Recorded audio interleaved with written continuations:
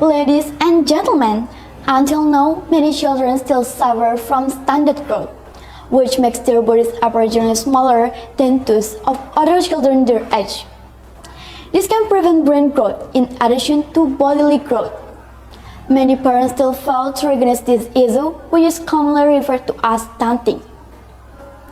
Therefore, I, Nadzhifa Syazwina from Ahmad Dahlan High School, will invite you to take part in helping reduce the stunting rate that often occurs.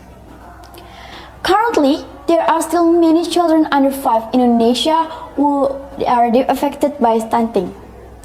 Based on data from the Ministry of Health, the stunting rate in Indonesia last year was recorded at 21.5%.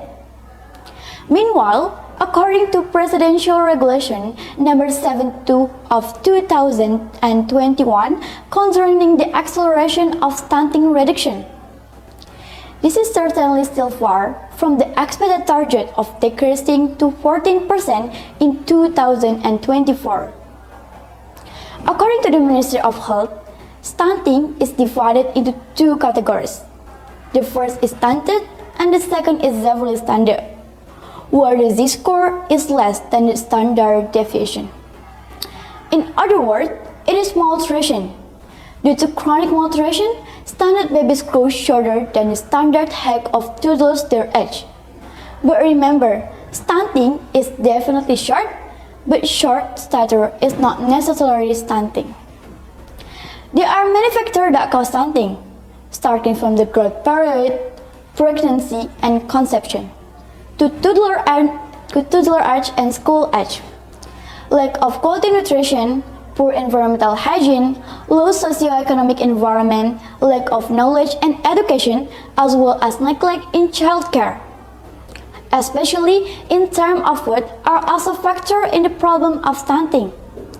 This of course has a bad impact on the child who is stunted. The impact of stunting will be seen in the short and long term. As I have explained and what we know most commonly, in the short term, it will have an impact on physical growth and brain development.